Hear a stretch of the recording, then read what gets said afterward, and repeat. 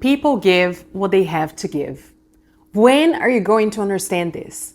When are you going to stop wishing that someone was different than who they are? You can ask for someone to give you more. You should ask for someone to give you more if you feel like what they're giving to you is not enough.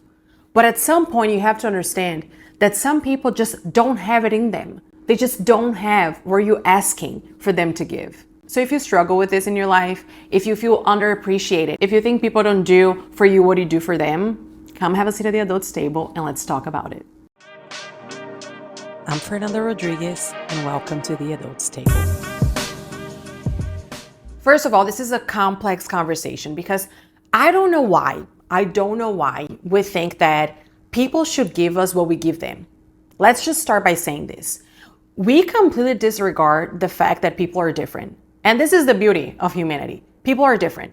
There are going to be things that, yes, need to be shared, need to be given in the same amount, the same currency, and that's just life.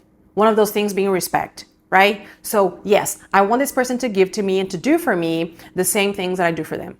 That's fine. That's perfect. Now, when it comes to day-to-day stuff, I don't know why we always think that just because I do this for somebody, the person should do the same thing for me. It is so awesome when you understand that people are different, therefore what they have to give is different. I'll give you an example that's very common. The person who's like, oh, if I don't organize the events, then no one else does it.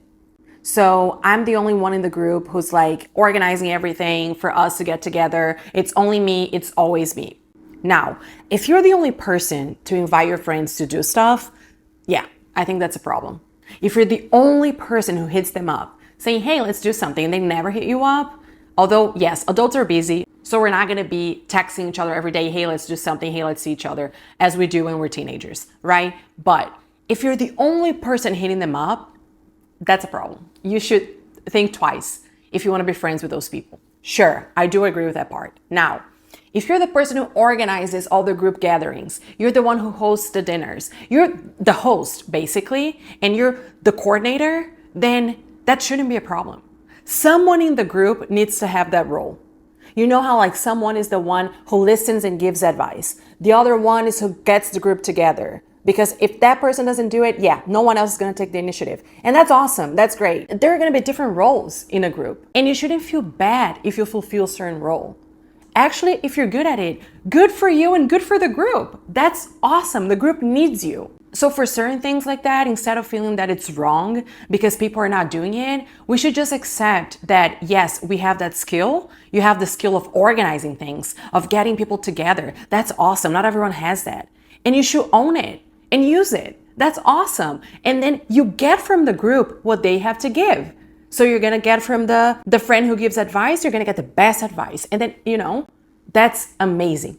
Groups need roles and not everybody needs to fulfill the same role. So if it's a matter of I'm not getting in return what I give, then you should think, do I need to get this in return? Or am I okay fulfilling this role? Because it actually even makes me feel important and special because I'm really fucking good at this. Right? So you should think about this. Now, if it's something that you think that, okay, I'm not getting anything back from the group, or yes, this overwhelms me, then communicate. Because what we do as well is like, we say, oh, I'm the only one who does this. They don't love me. They don't whatever. And you never communicate with the group. You never say, hey, everybody, I'm feeling a little bit overwhelmed. Can somebody else organize the next group gathering? No one's stopping you from saying that. But we like to complain. We don't like to communicate, right? So if it's a problem for you, communicate. If it's just a matter of, I think that the right thing to do is to have somebody else do this. If it's just a matter of, oh, this needs to be fair, and to be fair in my mind is to give and receive in the same currency, then maybe think again. Maybe it's okay for you to fulfill that role and be really fucking good at it. Whenever we feel like we're not getting what we expected from people, we have two options. We either ask for it or we accept that they don't have it to give. There's a phrase in Portuguese that I like a lot that is aceita que dói menos, which is accept and it will hurt less.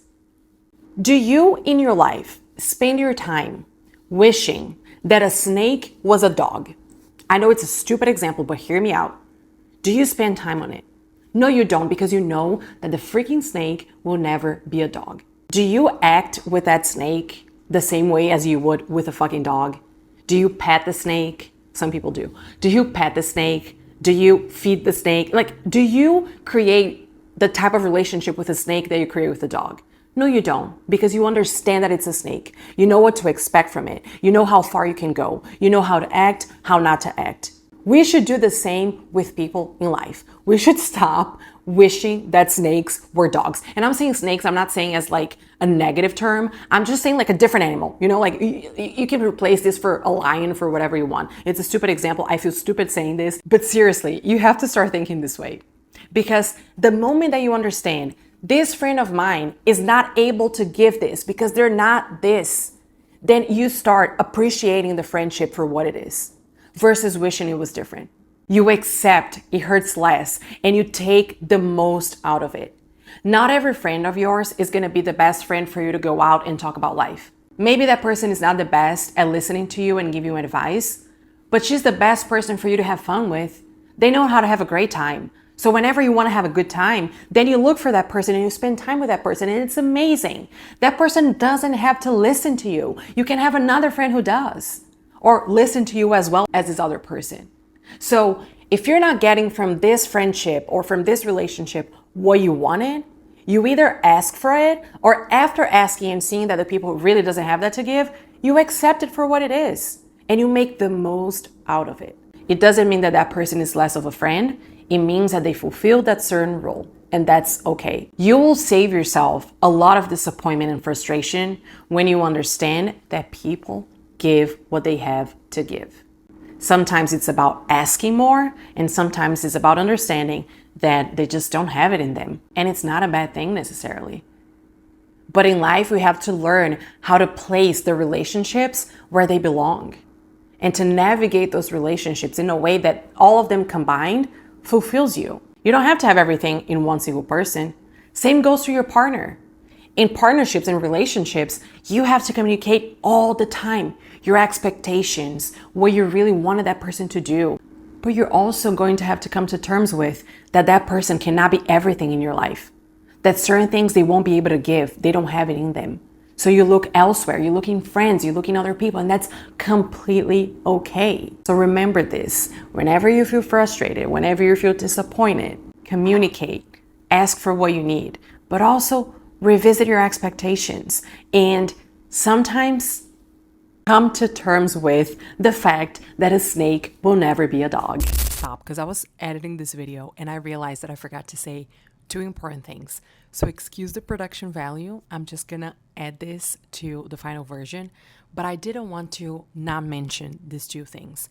The first one is we have to start being okay with letting others deal with the consequences of their actions or inaction.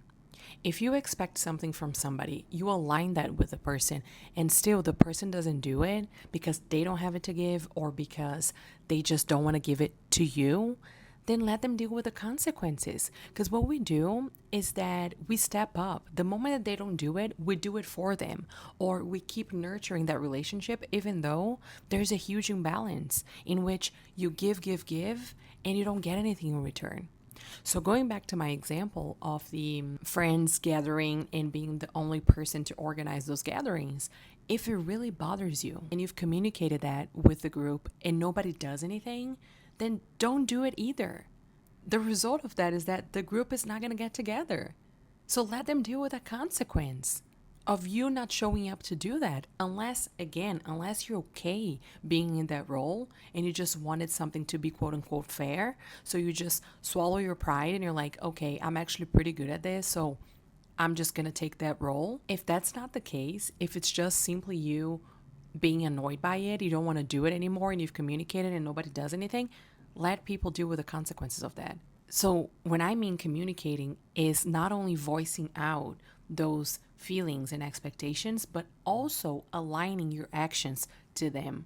So if it matters to you, then let them deal with the consequences. And the second thing that I wanted to say and more so clarify is when I say accept it and it will hurt less, accepting doesn't necessarily mean allowing the person to stay in your life.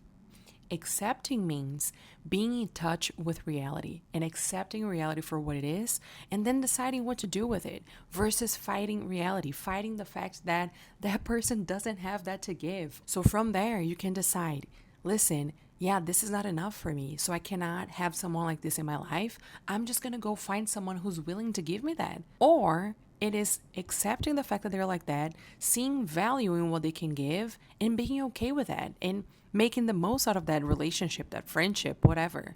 So, whenever I say accept, I don't mean to be passive about it or to just allow people to stay in your life. It means being connected with reality and then deciding how to act. Okay, that's what I wanted to add. Thanks for listening, and I'll see you on the next episode.